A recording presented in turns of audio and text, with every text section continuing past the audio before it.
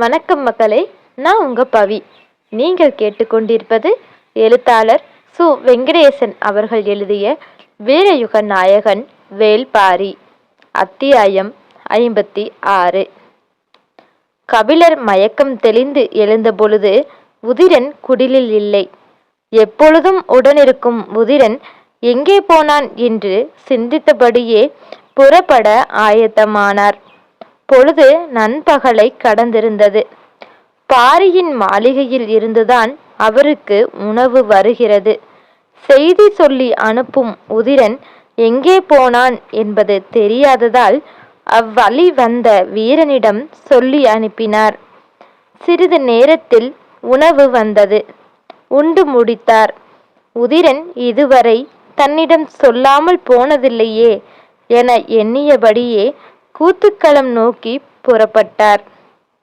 கூத்துக்களத்தின் பாட்டாப்பிரையில் எந்நேரமும் பெரியவர்கள் உட்கார்ந்து கதை பேசி கொண்டிருப்பார்கள். கதையென்றால் அவை வெறும் கதைகள் அல்ல, எல்லாம் கண்டுபிடிப்புகள். மின்னல் ஒளியில் மலரும் மலர் ஒன்று உள்ளது என்பதை அவர்கள் கபிலரிடம் சொன்ன பொழுது அவரால் அதனை கற்பனை செய்யவே முடியவில்லை. அவர்கள் சொன்னார்கள், மின்னல் ஒளிக்கு தாளம்பூ மலரும். எப்பொழுதும் அடிவயிற்றில் தொங்கும் குட்டியை கைவிடாத குரங்குகள் இடியோசை கேட்ட கணம் கைவிடும் என்று. குறிஞ்சியின் மக்கள் இயற்கையை அறிந்துள்ள விதம் கணந்தோறும் வியப்பை உருவாக்கக்கூடியது. அவர்கள் புல் பூண்டு, யானை, புலி, பாறை, வேர் என எதை பற்றி பேசினாலும் எல்லாம் தலைமுறை தலைமுறையாய் சேகரித்த அறிவின் சேர்மானமாய் இருக்கிறதே என வியந்தபடி உட்கார்ந்திருந்தார் கபிலர். நேற்றைய மயக்கமும் 4 நாள் கிறக்கமும் தெளியும் முன் பாட்டாப்பிரை பெருசுகள் மீண்டும் கிறக்கி மயக்கினர். எங்கே தேக்கனை காணவில்லை என கேட்டார் கபிலர். பாலிநகர் வரை போயுள்ளான், இன்னும் சிறிது நேரத்தில் வந்து விடுவான் என்று சொன்னார் தேக்கனின் வயதொத்த பெரியவர். உடனிருந்த இன்னொருவர் சொன்னார், வழக்கமாக மேல் மாடத்தில் தானே சந்திப்பீர்கள், நீங்கள் அங்கே போங்கள், அவன் வந்ததும் அனுப்பி வைக்கிறோம். பதிலை கேட்ட கபிலர் மறுத்து தலையாட்டியபடியே கூறினார், இல்லை, அங்கே போனால் குவளையை கையில் எடுக்காமல் பேச முடிவதில்லை. கையில் எடுத்தால் என்ன பேசினோம் என்பது நினைவில் தங்குவதில்லை. எனவே அவரிடம் கேட்க வேண்டியதை இங்கு கேட்டுவிட்டுத்தான் மேல் மாடம் போவது என்ற முடிவோடு வந்துள்ளேன் என்றார். பெரியவர்களுக்கு அவர் சொல்வது சரி என்றுதான் பட்டது. சரி, அவரிடம் என்ன கேட்கப் போகிறீர்கள்? செம்மாஞ்சேரலுடன் நடந்த போரின் முடிவு மட்டும்தான் எனக்கு நினைவில் இருக்கிறது. அப்போர் 3 நாள்கள் நடந்ததாக சொன்னார். முதல் 2 நாட்கள் என்ன நடந்தது என்று தெரிய வேண்டும். அது தேக்கனுக்கே தெரியாதே, பின்னெப்படி உங்களுக்கு சொல்லுவான் என்றார் பெரியவர். அருகில் இருந்தவர் சொன்னார், அதோ வந்து கொண்டிருக்கிறாரே வாரிக்கையன், அவர்தான் அந்த போரை பாரியோடு சேர்ந்து வழி நடத்தியவர். அவரிடம் கேளுங்கள், சொல்வார் என்றார். சிறு தொலைவில் நடந்து வந்து கொண்டிருந்தார் வாரிக்கையன். தேக்கனை விட வயதானவர். ஆனால் உடலமைப்பை வைத்து வயதினை கண்டறிந்துவிட முடிவதில்லை. கபிலர் பரம்புக்கு வந்த புதிதில் அது பெருங்குழப்பத்தை உருவாக்கியது. புரிந்து கொள்வது கடினமாகவும் இருந்தது. வேட்டூர் பழையனை விட வயதில் மூத்தவர் இவர் என்று அறிய வந்த பொழுது கபிலரால் நம்ப முடியவில்லை. சமதள மனிதர்களுக்கும் மலை மனிதர்களுக்கும் வயதானதை காட்டும் குறியீடாக இருப்பது நரைமுடி மட்டுமே. அதனை வைத்துதான் பொதுவான தன்மையோடு வயது முதிர்ந்தவர் என துணியலாம். ஆனால் வயதின் காரணமாக பல் உதிர்ந்து பொக்கவாய் ஆவதென்பது மலை மக்களிடம் இல்லாத ஒன்றாய் உள்ளது. கிளத்தன்மையும் பல்லுதிர்வதும் ஒன்றுக்கொன்று தொடர்புடையனவாக சமதளத்தில் பார்க்கப்படுகின்றன. ஆனால் இங்கு அப்படி அல்ல. சிறுவயதிலிருந்தே காய்கனிகளையும் மரப்பட்டைகளையும் கடித்தெழுப்பது அன்றாட நடவடிக்கையாக இருப்பதால் முன்பற்கள் மிக கூர்மையாகவும் பலருக்கு ஒழுங்கற்ற தோற்றத்துடனும் இருக்கின்றன என்பது மட்டுமே கபிலரின் மனப்பதிவாக இருந்தது. ஆனால் பெரும்பாலோருக்கு பற்கள் உதிர்வதில்லை. அப்படியே உதிர்ந்தாலும் ஒன்றிரண்டு தான் உதிர்கின்றனவே தவிர அத்தனை பற்களும் இல்லாத பொக்கைவாய் மனிதர்களை வரம்பில் இன்று வரை கண்டதில்லை. வாரிக்கையனை முதலில் பார்த்த பொழுது அவர் தேக்கனை விடவும் வேட்டுப்பழையனை விடவும் வயதில் மூத்தவர் என்பதை கபிலரால் நம்ப முடியாததற்கு காரணம் தென்னங்காயை பல்லால் கடித்திருத்தபடியே அவர் கபிலரோடு பேசிக்கொண்டிருந்தார் என்பதுதான். வாரிக்கையன் தளர்ந்த நடையில் மெதுவாக வந்து பாட்டாப்பிரையில் உட்கார்ந்தார். சின்னதாய் பெருமூச்சு வாங்கியது. சிறிது நேரங்களித்து பேச்சை தொடங்கிய கபிலர் செம்மாஞ்சேரலுடன் நடந்த போரை பற்றிய விவரத்தை கேட்டார். வாரிக்கையன் கால் மடக்கி உட்கார்ந்தார். அது போரே அல்ல என்றார். 3 நாட்கள் போர் நடந்ததாகத்தானே சொன்னார்கள் என்றார் கபிலர். நாம் போர் நடத்தியிருந்தால் 3 பொழுதுக்குள் அது முடிந்திருக்க வேண்டும். பரம்பின் தன்மை தெரியாமல் செம்மாஞ்சேரல் மொத்த படையையும் கொண்டு வந்து கழுவாரி காட்டிலே நிறுத்திவிட்டான். நம்மில் ஒரு வீரன் கூட அவனது கண்ணீர் படாமல் அவனது மொத்த படையையும் அழித்திருக்க முடியும். அவ்விட அமைப்பு அப்படி என்றார். பின்னர் ஏன் அழிக்கவில்லை? போர் ஏன் 3 நாட்கள் நீடித்தது? அப்பொழுதுதான் நாங்கள் முதன்முறையாக திரள் கொண்ட குதிரைப்படியை கண்ணீர் பார்த்தோம். யவனர்களுக்கு மிளகினை ஏற்றுமதி செய்து அதற்கு கைமாறாக வலிமை மிகு குதிரைகளை வாங்கியது சேரர்கள்தாம். அதன் பின்தான் மற்ற 2 பேரரசுகளும் குதிரைகளை இறக்குமதி செய்ய தொடங்கின என்பது கபிலருக்கு தெரியும். ஆனால் பரம்பின் மக்கள் முதன்முறையாக செம்மாஞ்சேரலுடனான போரின் பொழுதுதான் குதிரை படையை பார்த்துள்ளனர் என்பது புதிய செய்தியாக இருந்தது. குதிரை படையை பார்த்ததும் பாரி தாக்கும் திட்டத்தை கைவிட்டு விட்டான். முன்களத்தில் நின்ற எனக்கு அவன் முடிவினை மாற்றியது தெரியாது. அவனிடமிருந்து குறிப்புச் சொல் எதுவும் எனக்கு வரவில்லை. நான் பாறையின் உச்சி மறைப்புகளில் சிறு படையோடு நின்று கொண்டிருந்தேன். பாரியிடமிருந்து எவ்வித ஓசையும் கேட்கவில்லை. செம்மாஞ்சேரலின் படை எங்களை கடந்து முன்னுக்கு போய்கொண்டிருந்தது. நாங்கள் பாறையின் மேல் மறைப்புகளில் நின்றிருந்தோம். பாரி பரம்பின் மொத்த படையையும் பின்னுக்கு நகர்த்தி உள்காடுகளுக்குள் போய்விட்டான். செம்மாஞ்சேரலும் தொடர்ந்து போய்கொண்டிருந்தான். அவனது குதிரைப்படை மிக வலிமையானது. எனவேதான் அவன் துணிந்து காடுகளுக்குள் நுழைந்து கொண்டிருந்தான். குதிரைகளை ஒன்றுக்கு கூட சேதாரமாக கூடாது, அனைத்தும் பரம்புக்கு வேண்டும் என்று கூறிவிட்டான் பாரி. திட்டத்தை அதற்கு தகுந்தாற்போல் மற்றவர்கள் மாற்றிவிட்டார்கள். பாரி ஏன் படையை பின்னால் நகர்த்தி போகிறான் என்று புரியாத குழப்பத்தில் நான் இருந்தேன். கழுவாரிக்காடு இப்புதிய திட்டத்துக்கு ஏற்ற இடமல்ல. குதிரையின் மீதுள்ள வீரர்களை தாக்கி குதிரையை கைப்பற்றுவதற்கு பொருத்தமான இடம் இடப்புறம் இருந்த சருகுமலை குன்றுகள்தான். எனவே செம்மாஞ்சேரலின் படையை அப்பக்கம் வரவைக்க வேண்டும் என பாரி சிந்தித்துள்ளான். இது எதுவும் எங்களுக்கு தெரியாது. நாங்கள் பாறையின் உச்சி மறைப்பிலே காத்திருந்தோம். திடீரென குவல்குடியினரின் ஓசை கேட்க தொடங்கியது. அது பின்புறம் ஓடுவதற்கான குறிப்பு சொல்லும் ஓசை. இந்த ஓசை ஏன் கேட்கிறது என்று சிறு தயக்கம் ஏற்பட்டது. ஆனால் போர்க்களத்தில் தயங்குவதற்கெல்லாம் இடமில்லை. சரி என பாறையின் உச்சியிலிருந்து கீழிறங்கி பின்புறம் செல்ல தொடங்கிய பொழுதுதான் செம்மாஞ்சேரலின் வீரர்கள் எங்களை பார்த்தனர். நாங்கள் பின்புறமாக போவது தெரிந்ததும் குதிரை படையின் ஒரு பிரிவினை எங்களை நோக்கி ஏவினான் செம்மாஞ்சேரல். குதிரைகள் பாய்ந்து வந்தன. அப்பொழுதுதான் தெரிந்தது குதிரை ஓட்டம் என்றால் என்னவென்று. நாங்கள் உயிர் பிழைப்பதே பெரும்பாடாகிவிட்டது. எப்பக்கம் திரும்பி ஓடினாலும் பாய்ந்து வந்து கொண்டிருந்தனர் சேர வீரர்கள். ஆளுயர ஈட்டியோடு 4 கால் பாய்ச்சலில் வரும் வீரனிடம் எவ்வளவு நேரம் ஓடி தப்பிக்க? பாறையின் மேல் இருந்திருந்தால் அவர்கள் அனைவரையுமே ஒரு பொழுதில் அழித்திருப்பேன். ஆனால் தந்தரையில் என்ன செய்ய முடியும்? என்னிடம் இருந்தவர்கள் மிக குறைந்த வீரர்களே. விரட்டி வந்தவர்கள் 4 மடங்கு அதிக வீரர்கள். நாங்கள் யாரும் தப்பி பிழைக்கப் போவதில்லை என்றுதான் தோன்றியது. பாறையின் உச்சியில் பாதுகாப்பாய்த்தானே இருந்தோம், ஏன் கீழே இறங்கி ஓடவிட்டான் பாரி என்ற குழப்பம் வேறு மனதுக்குள் ஓடிக்கொண்டிருந்தது.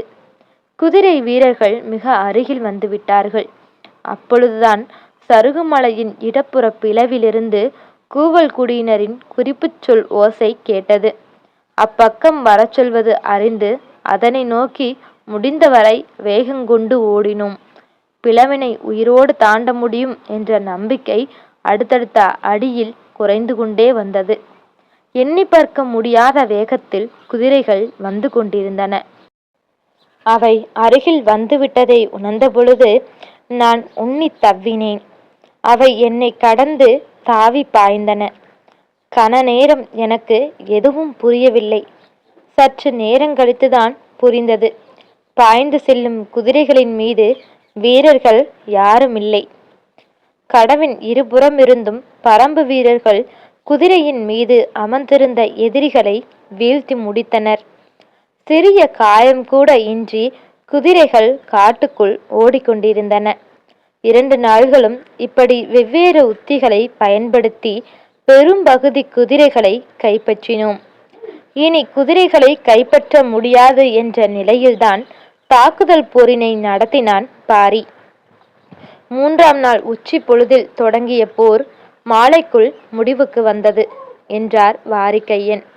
இத்தனை குதிரைகள் பரம்பில் இருப்பது எப்படி என்பது பரம்புக்கு வந்த நாளிலிருந்து கபிலரின் மனதிலிருந்த கேள்விதான். எதிர்பாராத நேரத்தில் விடை கிடைத்தது. வாரிக்கையன் செம்மாஞ்சேரலுடனான போரினை சொல்லி முடித்ததும் அருகிருந்த பெரியவர் கைப்பற்றிய குதிரைகளை காட்டின் தன்மைக்கு ஏற்ப எப்படியெல்லாம் பயிற்றுவித்தோம் என்பதையும் இத்தனை ஆண்டுகளில் குதிரைகளின் எண்ணிக்கை பல மடங்கு அதிகரித்ததற்கான காரணத்தையும் விரிவாக விளக்கினார். எதிர்பாராத பல செய்திகள் கபிலருக்கு கிடைத்தன. அவர் வாரிக்கையன் சொல்வதை முழுமையாக கேட்டு முடித்தார். நடந்ததை சொல்லி முடித்த பின் சிறிது நேரத்தில் புதிய கேள்வி ஒன்று மேலெழுந்து வந்தது. தேக்கன் ஏன் அப்போரில் கலந்து கொள்ளவில்லை? யாரும் இதனை எதிர்பார்க்கவில்லை. கபிலர் போரை அறிந்து கொள்ளும் ஆர்வத்தில்தான் கேட்கிறார் என்றுதான் விளக்கமாக கூறினார்கள். ஆனால் சொல்லப்பட்ட பதிலுக்குள்ளிருந்து தாங்கள் சந்திக்க விரும்பாத ஒரு கேள்வி மேலெழும் என்று யாரும் நினைக்கவில்லை. அனைவரும் சற்றே அமைதியாயினர். கபிலருக்கு காரணம் புரியவில்லை. வாரிக்கையன் சொல்லட்டும் என்று மற்றவர்கள் காத்திருக்கிறார்களோ என்றுதான் முதலில் நினைத்தார். ஆனால் வாரிக்கையன் எதுவும் சொல்வது போல் இல்லை. அமைதியே நீடித்தது. உங்களின் வலதுகால் நடுவிரல் பிறக்கும் போதே இப்படித்தான் சிரித்து மடங்கி இருந்ததா என கேட்டார் எதிரில் இருந்த பெரியவர். அனைவரும் இந்த உண்மையை பகிர்ந்து கொள்ள மறுக்கின்றனர். அதனாலேயே வேறு ஒன்றை பற்றி பேச விருப்பப்பட்டு எனது விரலை பற்றுகின்றனர் என கபிலருக்கு தெரிந்தது. விரலை பற்றி பின்னர் பேசுவோம். தேக்கன் ஏன் போரிலே ஈடுபடவில்லை என மீண்டும் கேட்டார். விரல் பற்றி விளக்கங்கேட்ட பெரியவர்தான் சொன்னார். பூண்டு பானம் கிடைத்தது ஊரே மகிழ்ந்திருக்கும் பொழுது அதனை நினைவுபடுத்த வேண்டாமே என்றுதான். சொல்லி வார்த்தையை முடிக்காமல் இழுத்தார். எல்லோர் மனதையும் கவலை கொள்ளச் செய்யும் கேள்வியாக இது இருக்கும் என கபிலர் எதிர்பார்க்கவில்லை. அப்படியென்றால் வேண்டாம் என்று அவர் முடிவுக்கு போகும் பொழுது வாரிக்கையன் தொடங்கினார். காட்டை நாம் ஒருபோதும் அறிந்து கொள்ள முடியாது. இவ்விடம் இந்த பதிலை எதிர்பார்க்கவில்லை கபிலர். இந்த உண்மை நமக்கு தெரியும். ஆனாலும் அவ்வப்போது இயற்கை நமக்கு தாங்க முடியாத துயரத்தை கொடுத்து இவ்வுண்மையை நினைவூட்டிக் கொண்டே இருக்கிறது என்றார் வாரிகையன். கபிலர் சற்றே அதிர்ந்தபடி அவர் சொல்வதை கேட்டார். தேக்கனின் 3 மகன்களும் உயிரோடு இருந்தனர் என்று தொடங்கினார் வாரிகையன். தேக்கனுக்கு மகன்கள் இருந்ததையே கேள்விப்பட்டிராத கபிலருக்கு வாரிகையன் கூறிய சொற்கள் நெஞ்சில் யானை மிதித்ததைப் போல் இருந்தது. மூத்தவன் இளவயதுக்காரன், மற்ற இருவரும் சிறுவர்கள். வழக்கம் போல் சிறுவர்கள் எவ்வியூரைச் சுற்றி எங்கும் விளையாடி கொண்டு திரிவார்கள். விளையாட்டில் வழிமாறி சென்றார்களா அல்லது தெரிந்தே சற்று உள்ளே போய் விளையாடுவோம் என்று போனார்களா என்பது விளங்கவில்லை. சிறுவர்கள் இருவரும் அடுத்த குன்றை கடந்து கீழ் திசையில் இறங்கியிருக்கிறார்கள். தாகம் எடுத்திருக்கிறது. நீரோடையில் நீர் அருந்திவிட்டு கரையேறி சிறிதொலைவு போயிருக்கிறார்கள். நடுத்தரமான மரம் ஒன்றின் கீழ் இளைப்பாற அமர்ந்திருக்கிறார்கள். பொழுது மாலையை கடந்தும் அவர்கள் ஊர் திரும்பவில்லை. நேரமாக ஆக எங்களுக்கு ஐயம் கூட தொடங்கியது. இரவு பந்தமேத்தி ஆளுக்கொரு புறம் தேடத் தொடங்கினோம். பூச்சிகள், விலங்குகள், பறவைகள், நாகங்கள் என எத்தனையோ வகையில் குழந்தைகளுக்கு ஆபத்து வரலாம். ஆனாலும் இருவர் சேர்ந்து போனதால் எப்படியும் வந்து விடுவார்கள் என்ற நம்பிக்கை இருந்தது. இரவு முழுவதும் தேடியும் அவர்களை கண்டறிய முடியவில்லை. மறுநாள் காலை மீண்டும் பல குழுக்களாக பிரிந்து காடுகளுக்குள் போனோம். பொழுது சொல்லி புறப்பட்டு போனோம். தேக்கன் ஒரு குழுவில் போனான். நான் ஒரு குழுவில் போனேன். பாரி ஒரு பக்கம் போனான். முடியன் ஒரு குழுவில் போனான். மறுநாள் நள்ளிரவு சொல்லிய பொழுதுக்கு எல்லா குழுக்களும் எவ்வியூர் திரும்பின. யாராலும் சிறுவர்களை கண்டறிய முடியவில்லை. என்ன செய்யலாம் என்று சிந்தித்து கொண்டிருந்த பொழுதுதான் தேக்கனின் மூத்த மகன் ஊர் திரும்பவில்லை என்ற இன்னொரு உண்மை தெரிய வந்தது. அவன் கீழ்திசை போன குழுவில் சென்றான். அப்பகுதியில்தான் ஏதோ ஆபத்து இருக்கிறது என்ற முடிவுக்கு வந்தோம். அனைவரும் அப்பகுதிக்கு போகலாம் என புறப்பட்ட பொழுதுதான் செம்மாஞ்சேரலின் படை புறப்பட்ட செய்தி வந்து சேர்ந்தது.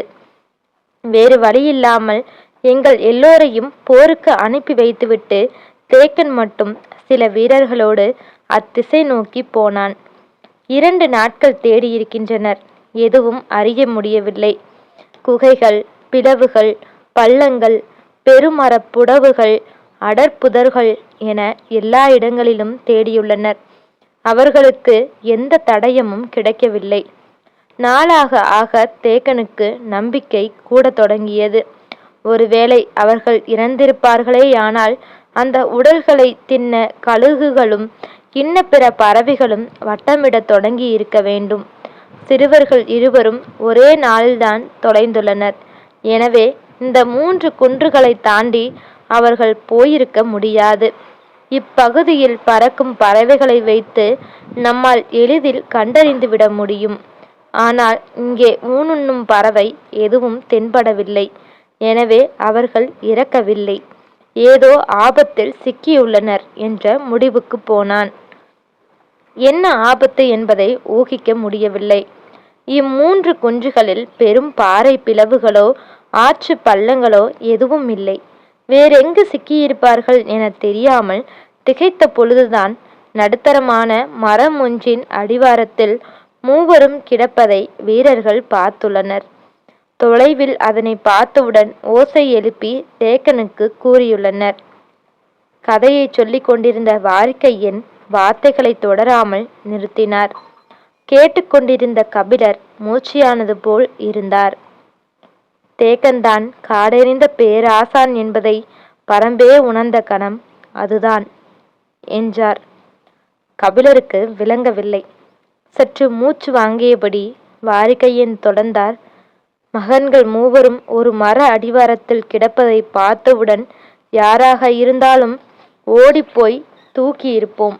ஆனால் தொலைவிலிருந்து பார்த்த கணமே தேக்கன் கொடுத்த முதல் குரல் யாரும் அருகில் போகாதே என்பதுதான். வீரர்கள் அப்படியே நின்றுள்ளனர். தேக்கன் மிக தள்ளி நின்று அம்மரத்தையே பார்த்துள்ளான். காற்றில் சற்றே வீச்சம் ஏறியிருந்தது. அவர்கள் இறந்துவிட்டனர் என்பதை முடிவு செய்துள்ளான். இறந்தவர்களின் உடலை காட்டுயிரினங்கள் பொழுதுக்குள் இல்லாமல் செய்துவிடும். ஆனால் இவ்வுடல்களை எதுவும் ஒன்றும் செய்யவில்லையே, ஏன்? தந்தை என்பதை மறந்து மறுகணமே தேக்கனாய் நின்றுள்ளான்.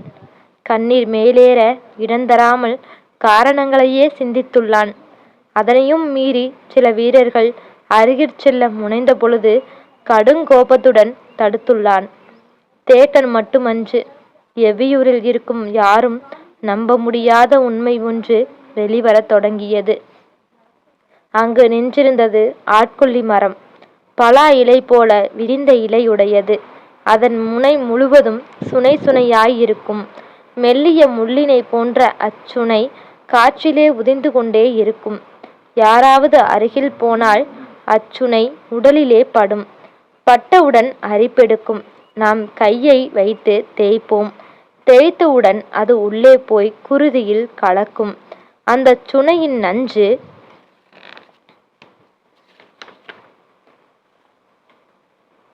கொடுமையிலும் கொடுமையானது. கன நேரத்தில் மூச்சையாகும். அதன் கிளையில் எந்த ஒரு பறவையும் அமராது. தப்பி தவறி ஏதாவதொரு பறவை அமர்ந்தால் அமர்ந்த கணமே செத்து விழுந்துவிடும். உற்று பார்த்தால்தான் அதன் எலும்புகள் இலைகளுக்கு இடையே சிக்கியிருப்பது தெரியும். இக்கொடிய மரம் பரம்பில் எங்கெங்கு இருக்கிறது என்பதை எல்லோரும் அறிவோம். சிறு வயதிலிருந்தே அவ்விடத்தை சொல்லியே குழந்தைகளை வளர்க்கிறோம். ஆனால் எங்களில் யாராலும் அறிய முடியாத உண்மை என்னவென்றால், எவ்வியூரின் மிக அருகில் 2ஆம் குன்றில் ஆட்கொல்லி மரம் ஒன்று இவ்வளவு பெரிதாக வளர்ந்திருக்கிறது என்பதுதான். பறவைகள் எதுவும் இம்மரத்தில் தங்குவதில்லை என்பதால் இதன் விதைகள் எளிதில் பரவுவதில்லை. ஏற்கனவே இருக்கும் மரத்தை சுற்றிதான் மற்றொரு மரம் முளைக்கத் தொடங்கும். பரம்பு மலையில் 8 இடங்களில் ஆட்கொல்லி மரங்கள் உண்டு. ஆனால் எவ்வித தொடர்பும் இல்லாமல் தனித்த மரம் ஒன்று இவ்விடம் எப்படி முளைத்தது என்பது இன்று வரை எங்களுக்கு தெரியவில்லை. அதன் ஒற்றை விதை இவ்விடம் எப்படி வந்து சேர்ந்தது என்பது பெரும் வினா. நீரோட்ட பாதை அல்ல இது. எனவே நீர் அடித்து வந்திருக்க வாய்ப்பில்லை. ஏதோ ஒரு விலங்கோ பறவையோ அதன் கனியை உண்ணக்கூடியதாக இருக்க வேண்டும். அதனால்தான் அதன் விதை இவ்விடம் வந்திருக்க வேண்டும். இவையெல்லாம் தேக்கன் தொடர்ந்து எங்களிடம் சொல்லியது. அவன் மரணத்தின் துயரை மரத்தை வெல்லும் அறிவாக மாற்ற முயன்று கொண்டிருந்தான். மாரிகையன் இறுதி பகுதியை ஏன் வேக வேகமாக சொன்னார் என்பது கபிலருக்கு இப்பொழுதுதான் தெரிந்தது. வாட்டாபிரை நோக்கி தேக்கன் வந்து கொண்டிருந்தார். இயல்பாய் ஏதோ ஒன்றை பற்றி பேசிக்கொண்டிருப்பதைப் போல காட்டிக்கொள்ள பெரியவர்கள் முயற்சி செய்து கொண்டிருந்தனர். வேகமாக வந்த தேக்கன் பாட்டாப்பிரையில் ஏறி அமர்ந்தார். கலங்கி போயிருந்த கபிலர் அகத்தையும் முகத்தையும் மாற்ற பெரிதும் முயன்றார். தேக்கனிடம் இதுவரை கேட்காத கேள்வியை கேட்டு பேச்சினை வேறு பக்கம் கொண்டு செல்ல வேண்டும் என்று தோன்றியது. அமைதி நீடிப்பதை விரும்பவில்லை. ஆனால் எதை கேட்பதென்று தெரியவில்லை. தேக்கனின் கால்களை பார்த்தார் கபிலர். எல்லா விரல்களும் ஒன்று போலத்தான் இருந்தன. ஏன் இந்த எண்ணம் தோன்றியது என தன்னையே இகழ்ந்து கொண்டார். மற்றவர்களும் பேசாததால் அமைதி நீடித்தது. நீண்ட நாள் கேட்க நினைத்த கேள்வி ஒன்று சட்டென கபிலருக்கு நினைவுக்கு வந்தது. தேக்கனை பார்த்து கேட்டார். பாரி முல்லை கொடிக்கு தேரை கொடுத்தான் என்று பாணர்கள் சமதள மக்களிடம் பாடித் திரிகிறார்களே, அது உண்மையா? பாட்டாப்பிரையில் இருந்த யாருக்கும் இது பற்றி தெரியவில்லை. ஒரு பெரியவர் மட்டும் சொன்னார். அவன் கொல்லிக்காட்டு விதையவே கொடுத்தவனப்பா, தேரெல்லாம் ஒரு பொருட்டா என்று மட்டும் எதிர்கேள்வி கேட்டார். ஆனால் கபிலர் கேட்டதற்கான பதில் வரவில்லை. தேக்கனுக்கு இதென்ன கேள்வி என்று பட்டது. படர வழியின்றி ஒரு கொடி இருந்தால் அதற்கு வழியமைக்கும் வேலையை எல்லோரும் தானே செய்வார்கள். இதனை பெரியதாய் பாணர்கள் பாடுவதற்கு என்ன இருக்கிறது என நினைத்தார். சரி, பாரியிடமே கேட்டு விடுவோம் என்று கபிலரை அழைத்து கொண்டு வேக வேகமாக மேல் மாடத்துக்கு வந்தார் தேக்கன். வேகத்துக்கு காரணம் தவளங்கொடி மட்டுமன்று, தழும்பும் குவளையும் தான். அங்கே காலம்பனும் பாரியும் இருந்தனர். கபிலரின் வருகைக்காக தொடங்காமல் காத்திருந்தனர். நுழைந்ததும் கபிலர் சொன்னார், குவளையை ஏந்தும் முன் எனக்கொரு விடை தெரிய வேண்டும். கபிலரிடமிருந்து அவ்வளவு அவசரமாக முன்வரும் கேள்வியை எதிர்கொள்ளும் ஆவல் பாரியின் முகத்திலே தெரிந்தது. கபிலர் கேட்டார், நீ முல்லை கொடிக்கு தேரை கொடுத்தாய் என்று பாணர்கள் பாடுகிறார்களே, அது உண்மையா? தொடரும்.